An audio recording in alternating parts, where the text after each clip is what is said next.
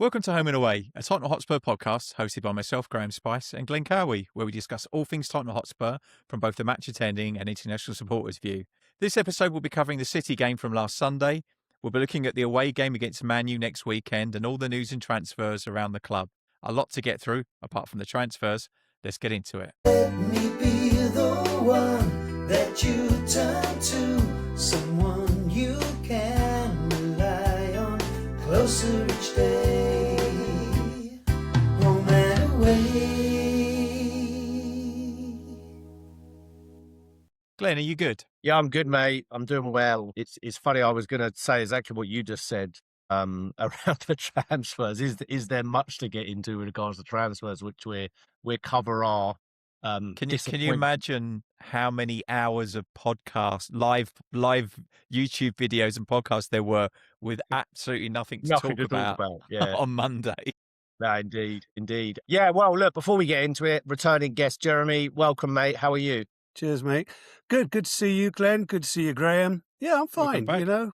Came off a really good performance for the second half. If we just go with that, then I'm in a good mood for the week. We'd have lost that. Bad mood for the week, normal. Yeah, normal standard. So you watched it live, I take it, Jeremy. It's always an agreeable time for you there, isn't it? 9:30 a.m, I expect, Mountain Time. Yeah, it was lovely. But you know what? The first half went so badly. I was kind of texting through the second half, so I didn't pay too much attention. I was, somebody said, God, those poor people at the stadium, they want to leave. And I said, yeah, I wish I could go somewhere, but I'm already home, so I couldn't really leave. So I was stuck watching the game, but I ended up rewatching the second half later that evening, actually, and really focusing on it. And it really was an impressive half from us, and it showed what we can do.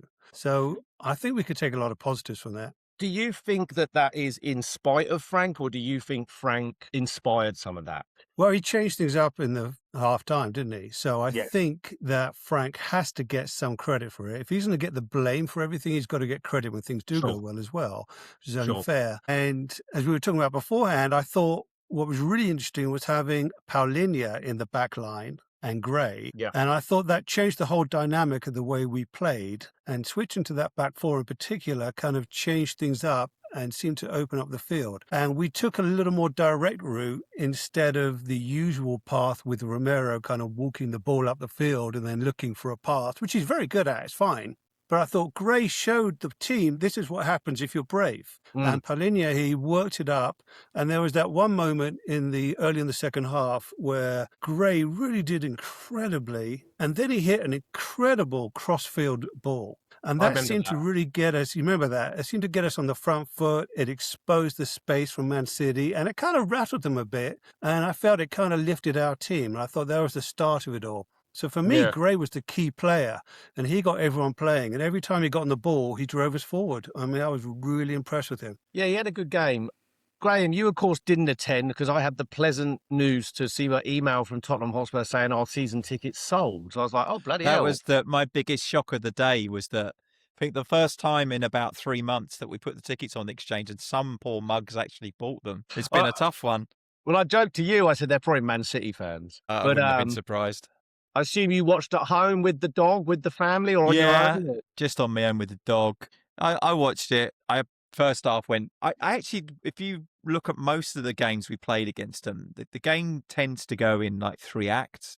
Yeah. So there's the first third of the game, they absolutely dominate us, and there's been games where we've not conceded. But then there's games where we generally concede first. And then the middle of the game, it tends to turn a little bit. And then we always seem to finish really strongly against them as well. And it kind of worked out that way. I thought that obviously tactically a big change at halftime going from the 3 at the back to a 4, which seemed to make quite a big difference.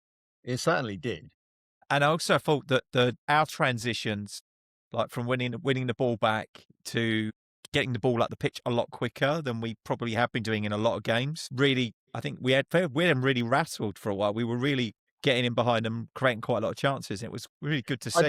I don't remember too much of note in the second half that City had as far as clear-cut chances. It was all Tottenham, like from what I could see. Yeah. Maybe I would say that. A couple of half chances. A couple of half chances. Other than it being a complete piece of brilliance and improvisation from Solanke, I also thought the build-up play and the ball from Gallagher and where Gallagher was in the pitch to provide that assist was something that we've missed if we didn't have Gallagher in the team.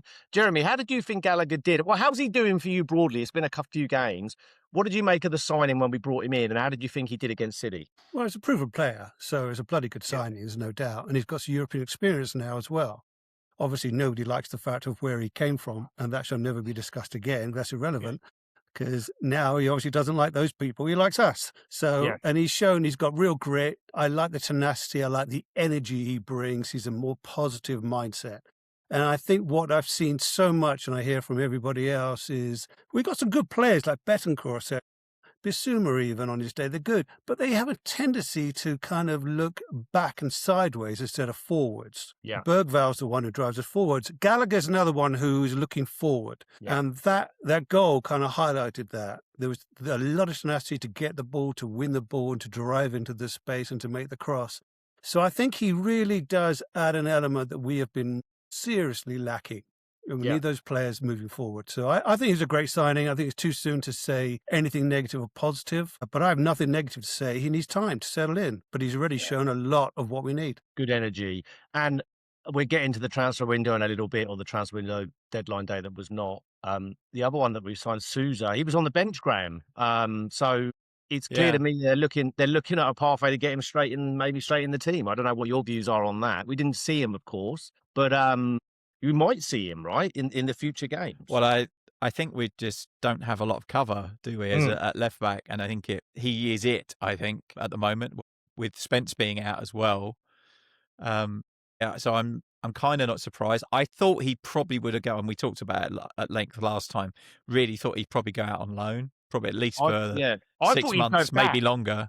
I thought he'd go back to Santos, Yeah, but maybe just the lack of, obviously we tried and failed to get Robertson. Yes. And whilst he is no Robertson, he is a warm body who's currently not injured, which is a rare commodity these days for us, it seems. Do we know anything about him? I mean, anyone seen him play at all? Graham's friend, sorry, I'm relinquishing on his name. Alex, yes. Alex is from Brazil, right? And did he know of him? Yeah, and he asked some friends back in Brazil, and he said that he was Santos's best chance of a good payday. They have a lot of financial problems. They needed to sell someone to balance the books, and he was the one that they would get the most money for. He was standout performer in a very poor team last season, which was probably why he got so much game time and has really shone a little bit. So he's played a lot of first-team football for a 19-year-old already. Fairly positive, but he did say he's no Roberto Carlos, though. Not many are. Do we know anything about where his strengths are? Is he a good attacking player? Is he more strong on the defensive side? I know nothing about him. Attacking, I think. I've seen it. I've seen a few videos of his dribbling with the ball, overlapping with the winger. I think he's playing with one of the... I can't remember his name now. It was one of the ones that was at PSG. The Brazilian. Yeah. Neymar. Is it Neymar Jr.? Yeah, okay. Yeah, I think he's playing with Neymar. So every ball gets past to Neymar. Yeah. But I could see him overlapping with Neymar. It was quite interesting. Yeah. So, okay. Yeah, look, we'll get to the transfer window in a minute, but Jeremy, you touched on it. Like, Frank needs to get credit. If we're going to label everything that's wrong at his door, then when things go well, we need to give him some credit. The two of you, maybe I'll start with you, Jeremy. Broadly speaking, do you see proof to be excited? Do you see green shoots? Do you see patterns of play? Because in that second half, I did, and I started to see some things from Frank. Maybe there is something here, but then the lack of backing in the window worries me for him. But what's your take, Jeremy, broadly, and looking at the future? It's only been a short time he's been our manager. Where do you sit on that, mate? Well, like you on the text thread, kind of go back and forth about this one. There was a period where I don't think anybody wanted to see him show up for training the next day, If I try to take a more balanced approach, I would say he definitely needs time, but he's had injuries. Dealing with a lot of injuries. You saw what happened when we got a centre-forward back, Solanke. He's been incredible. And now we have a focal point. We have something to aim at. We've got a method to our play. And the people who have been playing striker have been disappointing. Is that on Frank? He didn't necessarily recruit those people. He came in. So I think there's enough to say we got to give him time. but there's not enough to say I'm excited either. But there's also not enough to say we should get rid of him, because I don't see how that serves us. He clearly is an intelligent manager, a smart manager, and the evidence I see is that the players are still playing for him. And Romero's text, we all saw that. It wasn't a dig at him, was it? Yeah, No, it was a dig at the club. So I think if they're all in it together, he hasn't lost the dressing room. There's no reason I can see that we should possibly be thinking anything other than giving him time. And the players need to adjust to the way he's thinking. And look at the team we put out against City. How often have we put out the same team twice? I mean, it's really been hard to achieve. And when we have done it, it's always been because there's nobody else. He's trying to figure it out still. So I think it is time. That's my opinion. Yeah. Weirdly, we've had two really good performances actually three now. The two Champions League games and this one, where we didn't really actually the Champions League. It's even more pronounced in the Champions League games because we don't have all the players that are available to us that are not injured registered. So it's kind of even worse for those games. And actually, but almost by default, we've put a team out and they've actually played really well. And City was the same, that we're really limited on who we could have put on the pitch. But you got a tune out of them. And you can't, as you say, you can't not praise him for when he does get a performance out of the team. If you're going to criticise him for when he doesn't, it has to be balanced, right? To bring up one point quickly, I mean, how different could that game have been if Van der Ven is starting instead of Dragusin? Dragusin's been out for a year, and he got completely stuffed by a pretty straightforward move that I think any of us would have said, Van der Ven, there's no chance he scores. That's actually a really good point. Yeah, that Cherky goal, was Van der Ven. That probably doesn't happen, does it, with Van der Ven in the team? No, not a chance. Yeah. And, and I think as well as that, you got to look at how that affects the rest of the team. You've got a defender in there who probably doesn't want to be at the club anymore. I think he's mentioned that as well. And he's having to start. Certainly his agent hasn't stopped mentioning it. Yeah, so we know that. So that's got to have an impact. Romero's sick as well. He's ill. And somehow the team managed to put in, I thought, an okay performance in the first half, although they got caught out too easily. But you could see they were trying to do something. And I also thought that gave positives. I thought, is it the Cherky goal went across the goal? Yeah, the one that he cut. I thought Vicario could have done better with that. It wasn't like a barnstorming great shot, was it? And it wasn't right in the corner either. Yeah, I thought he could have done. They probably could have done better with that, but I wouldn't disagree with that. It wasn't a terrible howler or anything, but I felt like he could have done better. I think he's saved better shots than that this season already. So Solanke's second, are we putting that up in lights to say that's goal of the season? Pretty amazing goal, wasn't it? Yeah, I don't know. It's one of those ones where. Do you think he means it then? Or do you think he's just reacted? He's very reactive. It's the only way for him to get something on the ball, and he does it, and it just loops into the corner. It looks fantastic, but I'm not sure he knew much about that. Yeah, I was kind of like halfway with you there in that. Yes, I saw it, great goal, but I'm like, is it just purely instinctive? I just need to get something on this, and the keeper actually gets some fingers to it, doesn't he? And then obviously it goes in. But amazing finish on the eye. Jeremy, what did you make of it, mate? Even goal of the season, or are you with Graeme on that? I don't know if it's goal of the season, because I don't know that he really thought, I can put this into the top corner here if I do this. I don't think there was a lot of thought of that. I think it was a bad cross that he made the most of, and I don't think he had any idea where the hell the ball was going to go. He was under pressure as well. And it went in, luckily. And it looked spectacular because it came off. I don't know. For me, hopefully we'll see better goals of the season than that. Hopefully from us. It kind of reminds me, I think it was 91, when Cundy scored from the halfway line against Ipswich. Yeah. And I think afterwards they got him to try it like 10 times again. He couldn't get anywhere near it. You're not going to get it. I reckon if you played the same ball in 10 times, he's not getting close to doing that again. Yeah, no, for sure. Now there is one player who would do that all the time, and that was Zlatan. Yeah, Zlatan would always try and do. He'd get it. If that was Zlatan, you would think he moved into that position to do it on purpose. With Solanke, exactly. Yeah, he's overshot the run, all the passes wrong. That's actually a really good point from Jeremy. It comes down to the player. If Zlatan or Messi or Cristiano Ronaldo does that, they definitely meant it. It's like, So here's the thing. Solanke's going to have to do it again just to show what he meant.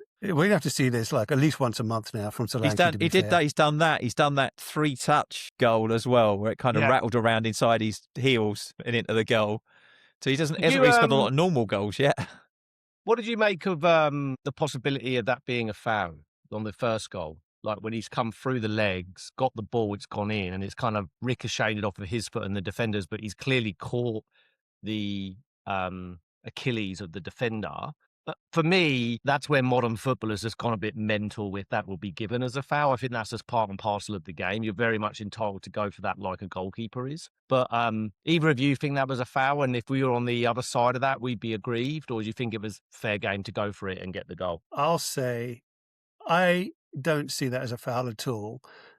And something that nobody's really talked about, and maybe you can correct, maybe I'm wrong on this, but I looked that back and tried to watch it in slow-mo.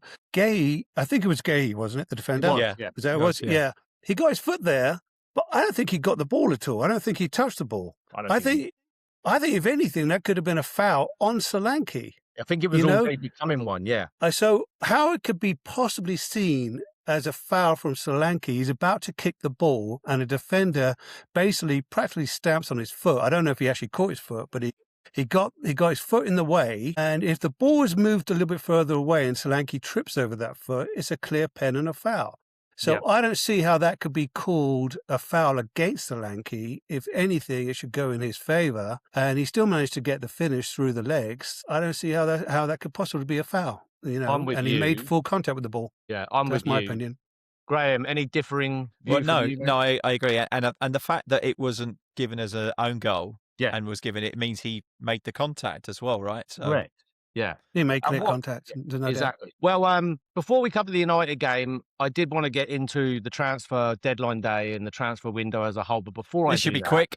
Well, I've got a minute. Go on. But one thing I want to highlight before we do that, this is our injury list at the moment. Maddison, Bentancur, Kudus, Davies, Ugval, Richarlison, Morrow, Solanke's 50-50 of a knock, Mero, illness, maybe a bit of a bollocking from his post, Van der Ven being assessed, Spence being assessed, Kulusevski long-term, Danso needs a new toe apparently. So it needs to be stapled back on.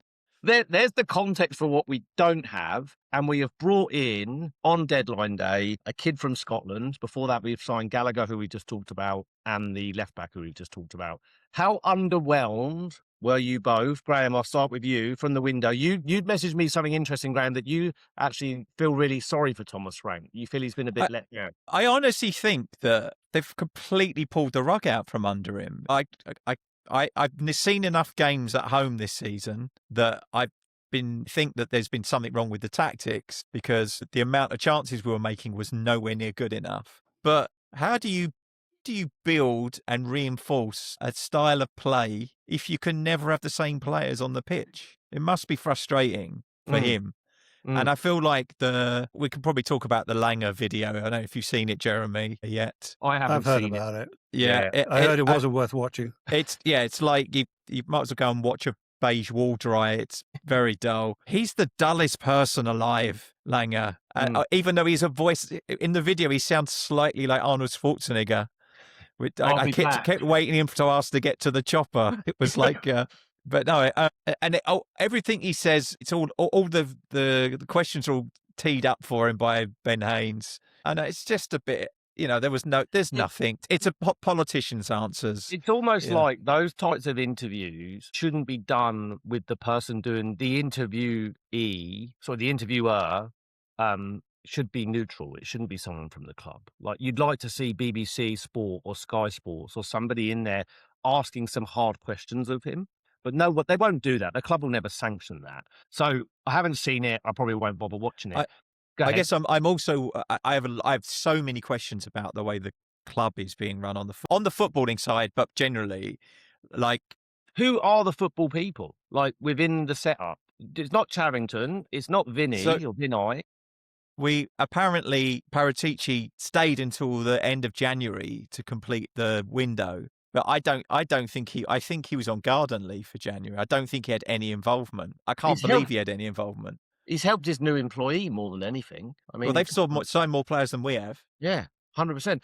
And then, Jeremy, I'll come to you in a minute because I'd like to get your opinion. You were quite vocal on some of the chats we're in. One thing I'll say as well, which I was just completely puzzled and befuddled by, is Frank came out and said we tried really hard to get Semenyo. Now, it was well documented that Semenyo's release clause had to be activated before January 16th.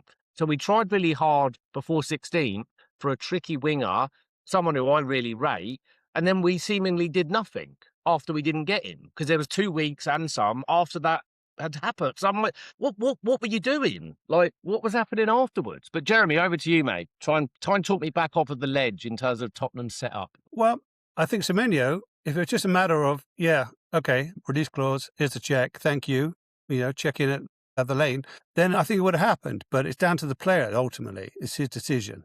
So if he doesn't want to come to us because Manchester City's coming, which would you pick? Let's face it, Glenn. Which would you pick, us or Man City? I heard today that our offer was more than City's as well. I'm sure it was, because we have to. We have to. We got to try and tempt it. But, all right, so that speaks more highly of the player then, that he took the idea of better football over better wages, maybe. Yeah, he fancied his chances of being a regular in that team. That's it. And he's proven himself already. Yeah, he's already. A couple, he's really done well. My main issue isn't that we didn't sign him. My main issue is that we've been vocal about saying that we didn't get him and we tried, and then we seemingly sat on our thumbs and did nothing afterwards. Same with Gibbs White, right, in the summer. That's my main issue. Gibbs White, again, that was a different one. That was a frustrating one. But I don't think it's the player that whether the transfer did or didn't happen. It's we seem to get paralysed after the fact. We kind of it's like we had a plan A and then we didn't know what to do after that. I liken it to driving through a drive-through and really wanting a chocolate milkshake and then not having any, and then me just going, I don't know what to do now. I don't want vanilla or banana. Maybe Semenyo is the last thing that Paratici teed up, and after that, the other thing is that I'm pretty sure that until Paratici said he was off, that Langer's actual role has been to scout the players for the youth academy setup and the younger players to bring those in. And I guess you could say he did that because he brought in Sousa and whatever his name is, Jimmy Cranky, the other guy. So pinched under Arsenal's nose apparently. So take that for what it's worth. So that's a win. From that perspective, he probably did his job. But once Paratici was going, I feel like the first team squad, which is clearly suffering and has gaping holes in it at the moment, and a lot of these players are long term still. Even the ones that we didn't think were about that bad, they're going to be like Danso will be out for months. Yeah. We've got next to no centre back cover. So I can't remember what group it was, Jeremy. It might have been the Colorado Spurs WhatsApp group, but you said something which was quite out of character for you because you're quite a balanced football fan and Spurs fan. But you basically said you feel that the club have looked at this and said this season's a write-off. Like we didn't sign anyone. We write it off. Are you standing by that? Do you think that's what's happening here and what's happened? Yeah, when I say that, I don't mean they've just completely given it up and whatever happens, happens. But I also don't think they see, it's not like we're pushing for a Champions League spot, okay? Yeah. So I think we have enough to stay up and give a Champions League push maybe, and we should have enough in the squad to make that happen. I think centre-back is a problem area again. But we do have shown we do have emergency cover in the way of Paulinho or Gray, as he showed last season. That's not ideal to me. And I still don't understand why we didn't recall Ashley Phillips at the least, if not Vuskovic. Yeah, we did, didn't we? I don't know if we did with Ash Phillips. Phillips and Alfie Dorrington both came back from their loan. No, Alfie Dorrington went out. He went out. Yeah, no, they came back and then went out again somewhere different, I think. No, Ash Phillips didn't. He's still at Stoke. Yeah, is he? I thought he was recalled as well. Played on Sunday.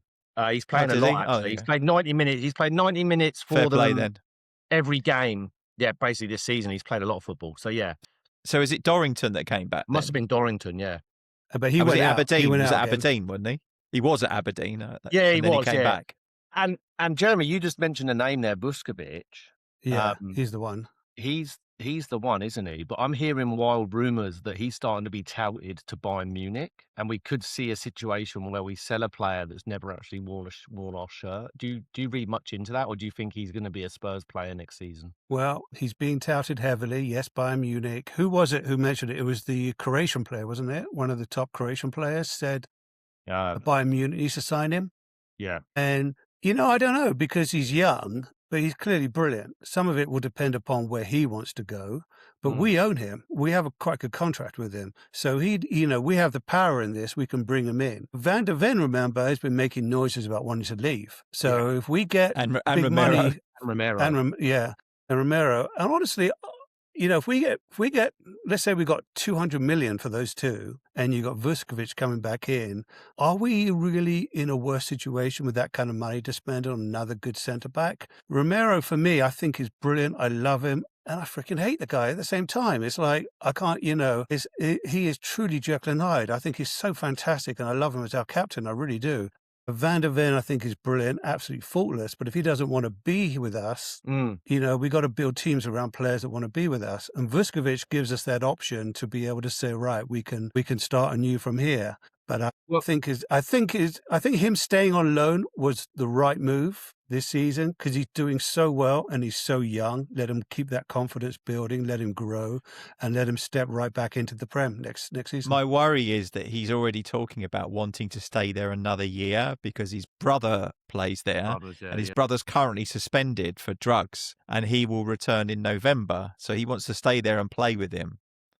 But I'm hoping we don't give him that decision. That should be our decision to make, not his. I can't see the club saying, "Oh, fine, yeah, hang out with your brother." No, we need. I'd have said, actually, just buy his brother and bring him here as well. I think I like when I start to think and look forward, and we all say about Tottenham project and the youngsters that we've got and the players, but if you start to think about a spine, you've got Vuskovic, Gray, Bergvall, Gallagher, Mikey Moore to come back. You've got like a really good nucleus there. And Ange was the one that said it actually right before he moved on. He said in a press conference, I think it was maybe before the final or maybe before the semi-final, that he said, I hope I'm the manager to bring these ones forward, because we've got so much talent in this club. And maybe that feeds into why we give the likes of Dane Scarlett very little minutes and we just bin him off out on loan. Maybe there is a wider plan here, but we're all not smart enough to see it. I hope so, but this past transfer window does not fill me with a ton of optimism. But let's see. Let's see what it brings. Is there any one player either of you would say, other than Semenya, that you thought, shit, why didn't we go and get him? Like, is there, because there wasn't much movement, right? I think there was only 7 deadline day deals, so it wasn't like it was very quiet. Yeah, it was very quiet. It was one of the quietest windows ever, wasn't it? But I was listening to someone talking about this, and one of the problems is both the Europa League and the Champions League teams, a very high percentage of the best teams in Europe are still in European competition because the playoffs are in February. Yes. So like nobody wants to sell players whilst they've still got a chance of progressing in both European competitions. Yeah, because the old European setup was there would be no European football in January. Like it'll be done, and then you would know that you're in or you're out by that's a great point. So now we've got the playoffs to contend with right after the window, essentially. That's a really good point, Graeme. I hadn't considered that. Jeremy, for you, any one player that you thought, we really should have tried to get him, other than obviously Semenya, like I mentioned? But for me, across the board, it seemed quiet. Would you agree with that? Yeah, I would love to have seen a loan come in, a loan to buy for a player called anyone, someone, and his brother, me too, somebody, anybody. It's like, I think we could have taken a bit of a punt on somebody on loan with a buy. There's got to be somebody out there. When I said this season's a write-off, what I mean is I'm okay with us not signing a player if he's not the right player. If he's not on the list, outed. I don't want us to sign players. We've seen that in the past, and how's that helped us? It hasn't. But a loan with an option to buy is a different story. We get to try them out, see how it goes. Yeah.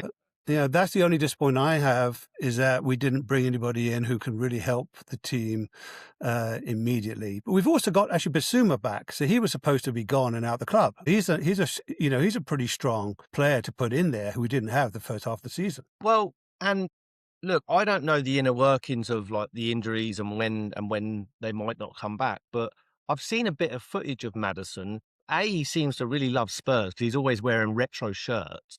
But he's back on grass, and he looks raring to go from what I can see. I think they're still saying April, though, aren't they? Yeah, like and I guess it's early Feb, so maybe that's not that long away. But to me, he looks way ahead of what I thought I would see from a player that's had that kind of an injury. I almost wouldn't be surprised if we saw him before Kulusevski. I would, yeah. I was about Ooh, to say the same, that's a yeah. surprise. Kulusevski, whatever he had going on, he's had surgeries, and he wasn't Kulusevski seen on an EasyJet or a Ryanair flight going to get Yeah. some kind of specialist. I'm like, what? We put him in economy on EasyJet, right? Fucking That's hell. so Spursy that. Yeah, God Almighty. Economy plus, I'm sure. Yeah, maybe. The other one that I would have maybe liked to have seen us push a bit harder for was it Akliouche, the guy from Monaco. Yeah. He played really well against us, and I'm not saying you should buy players just for that reason, but he's been excellent this season. And it's a position that we haven't replaced for Son as well. So I felt like that would have give us better attacking options. But apparently we tried, and we may go back in for him in the summer. But yeah. Yes, indeed, we will see. Looking ahead with our no new signings, Man United away on Saturday. Jeremy, a 5:30 a.m. kickoff for you, 11:30 p.m. for me on Saturday night, and 12:30 for you, Graham. Will you be getting up live, Jeremy? It's an early one for you, mate. Here's what happens. No, I will not set my alarm. I'm not going to get up at 5:30. My internal Tottenham alarm clock wakes me up at 5:25 a.m. anytime. Doesn't matter how tired I am. Nothing I can do about it. I'm sure everyone listening has the same phenomenon. Yeah. So yes, I'll probably get up and watch us. It's the sense of impending doom that does it. Yeah, I just need to know how bad it is, really. That's what it is. Yeah. You know it's going to be a car wreck, but you just want to see if it's just the front or the whole thing gets totally written off. I think from a perspective of the team that he picks, it almost picks itself, doesn't it? Like, it probably is much the same. Depends on those 50-50 players, I guess, whether Romero and Van der Ven come back in. If Romero should be fine. You'd hope so. Well, just be honest. Unless they're saying Van der Ven will be all right.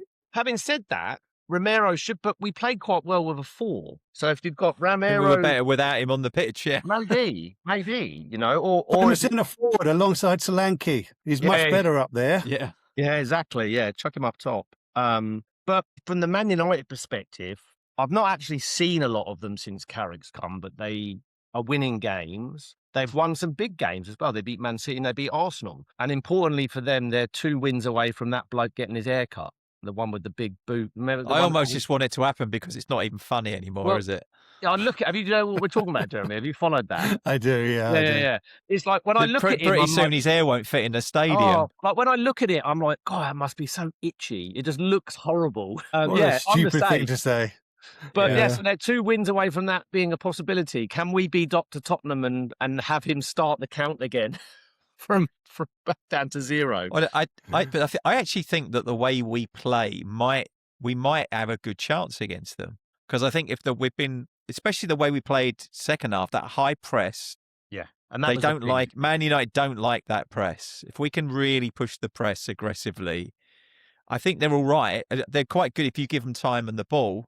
But if we get at them and we can we could turn the ball over higher up the pitch, I think we got a good chance of getting something out of the game. Look, I'm actually quite positive about this one. I don't know where that's come from, but really. Look, we certainly don't have anything to fear in going to Old Trafford. We've won there. It used to be a hoodoo, right? But we've won there quite often, quite frequently these days, these seasons.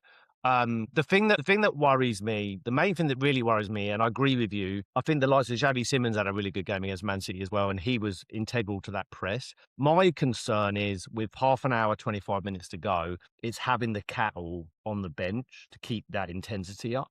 Like, that's my concern. And the quality, it could be similar to what happened against PSG, right, in the Super Cup, where you play really well, you make the changes, and then we drop off. So I don't know. It says to me we might get a draw, but that's another draw in the league. And I guess 2 points from 6 being Man City, Man United away, you'd probably be happy with. But ahead says to me draw. But Jeremy, what do you reckon, mate? How do you stack our chances up as far as performance and result away to rate? Oh, God, it's a tough one. I really haven't seen them either under Carrick, so I don't know how they're playing or what they're doing. But I don't fear them, put it that way, because I think they play more on the front foot, which suits our style of play. Yeah. We do struggle against some of those low block teams, there's no doubt. You know, the lower league teams we struggle against. And I think we're starting to put it together with the likes of Xavi Simons and obviously Gallagher in there. And having Solanke back is the key. So if he's fit again this weekend, I think we've got every chance. And I'm going to say this, if he starts, we've got a good chance. If he doesn't start, I don't see how we win this. I really don't. It's that simple. Yeah, I don't disagree with that. Do you know what? The Man United Spurs games, be it at the Lane or at Old Trafford, they generally do tend to be good games of football. Like, I don't remember one that's been shit in recent time. They've usually been decent. It was 2-2 at home, wasn't it, against them? But Graham, what do you reckon, mate? Do you reckon win? Well, I think stylistically, I think it's a good matchup for us. Because if you look at, I looked at some, I won't go into detailed stats, but basically United concede a high percentage of their chances from turnovers in midfield and wide overloads, which we're very much a wide team. Nearly everything goes down the sides, and we're quite aggressive in the press, so that should play into our strengths. And then we're also, a high percentage of our shots come from transitions. So I think for me, this is all about winning the ball but transitioning up the pitch quickly, which I think we did that against Man City, certainly in the second half. So if we can carry on with keep that kind of press up and winning the ball back and getting into offensive areas quickly, and I think actually we struggled earlier in the season when Kudus was playing, because he has this horrible habit of checking back inside and slowing the play down. And by that stage, the team's all back behind the ball and you lose the attacking momentum. And, all of a sudden, when you might have had an overload, you don't anymore because everyone's behind the ball. But I think I've really liked Odobert. Yeah, I think he's really improved the last few games. He's been he good. really looks more confident. And I think that he's got into some dangerous positions. I feel like I'm not going into this thinking that we're going to get an absolute whooping. I think that we've got a chance of getting something out of the game. Well, and what's interesting is, and take this for what it's worth, the head-to-head, we haven't lost to Man United since October of 2022 when Antonio Conte was our manager. That's an actually mental stat. When you think about the amount of times we played them, we haven't lost to them since then, which is mad. Also, and look, I'd much rather still be in the FA Cup. I think it's a tournament and a competition that we're long overdue, but we're not. We're out. We've only got 3 games in February. We've got this weekend, then we've got midweek home to Newcastle, and then home to Arsenal. So we don't play a week because we're not in it because we didn't have to do the playoff games in the didn't have to do the Champions playoff game. We're out the FA Cup, and there's no midweek. So it's actually an opportunity for Frank to have more time on the training pitch with them, and the overload of games that we were having with massive players missing. So maybe that could play into our favour for February as well. Everyone was looking at February as a daunting task with the fixtures we have. Maybe it will play into our hands. I'm not that concerned by Newcastle, but we'll cover that in a future episode. But let's see. Maybe Man City's second half was a turning point. We can. I can't. I've said that about 6 times this season, though. I know. I'm going to say one other thing. We're still a young team. We're still a very young team. Yeah. Now, remember, when we used to play, even if we weren't playing well, if we weren't playing on the front foot, we could catch teams on the break between Son and Kane. It's just, what's going to happen. And they were telepathic. We don't have that yet. Against Man City, there was a superb break. And I think, was it Odobert who was on the overlap on the right? It opened up, you know what I mean? And Xavi Simons just took a little bit too long to put him through. That pass goes a little bit quicker, we score. And it was a decent save, but I think that kind of counterattack, these players don't know each other. They just don't know what to do. So Xavi Simons is looking to the left and the right, figuring out who's making the run. That sort of chemistry takes a bit of time. And as we start to connect a bit more, that'll improve. So I think that's something we've really got to look forward to. But I think that's also you've got to give some credit to Frank because he's creating those overload opportunities with the tactics. So I think there is something there. I really do. I am hopeful. I make you right. And I think as well, if you look at the last 3 months, there's been no more than 2 training days between fixtures. By the time you've had a day off after the match, come back into training, had a midweek game, same again, then another weekend game.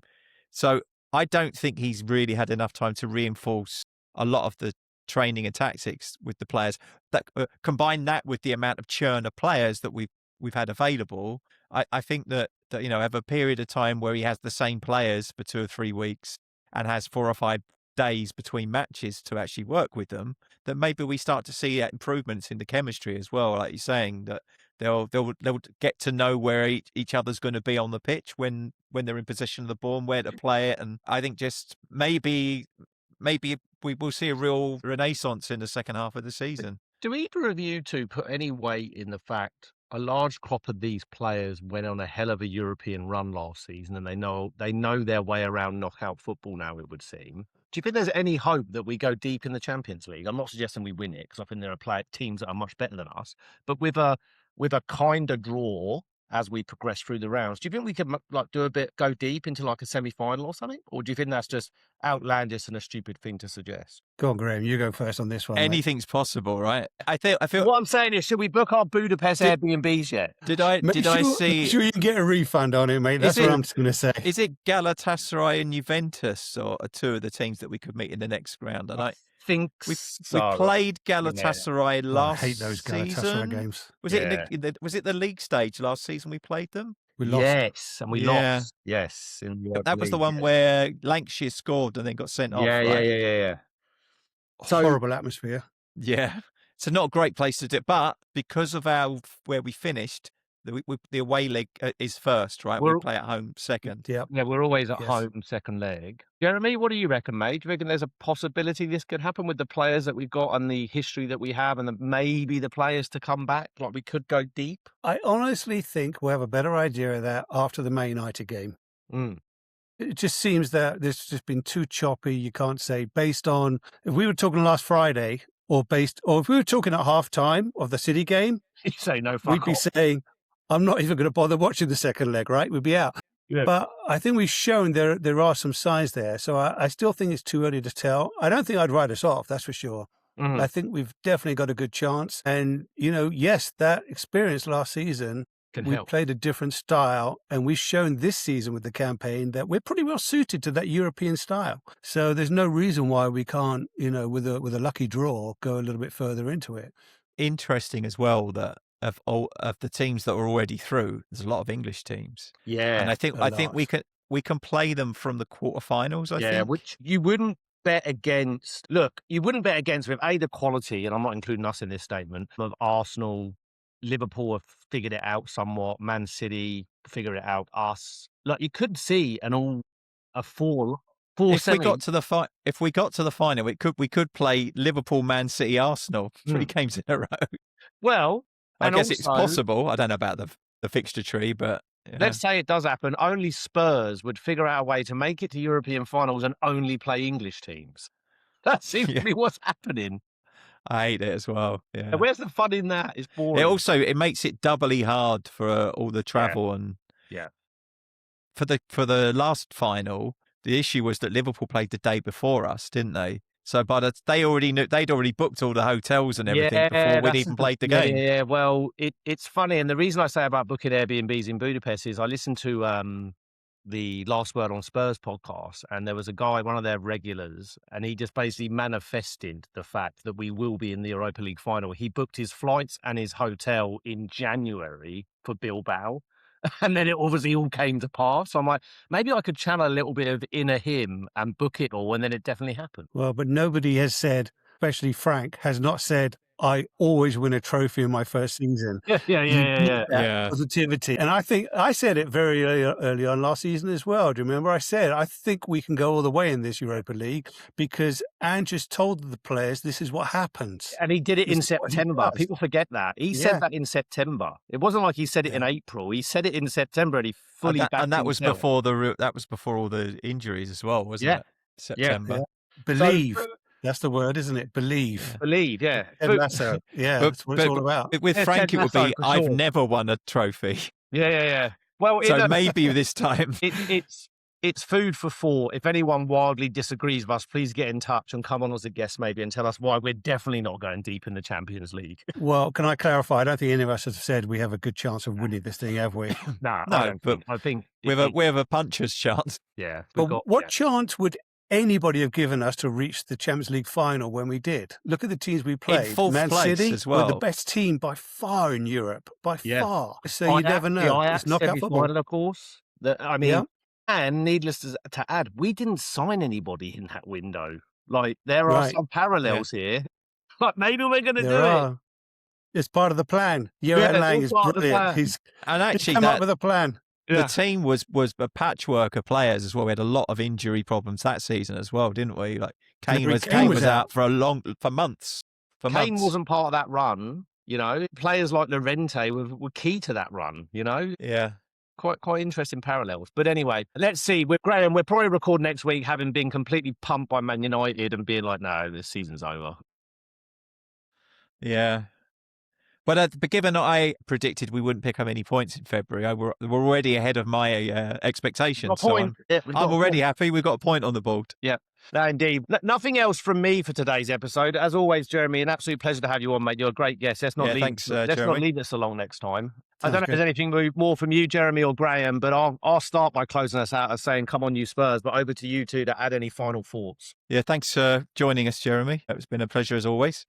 And thanks to everyone else who's listened in. Please like and subscribe to the podcast to tickle the algorithm so we can get in front of more Spurs supporters. And do let us know in the comments if you think that we're talking rubbish or you think otherwise about our chances in the Champions League, especially. And in the up-and-coming matches, Man City was good, but Man United coming next. And to close us out, as Glenn said, come on, you Spurs. Let me be the one that you turn to.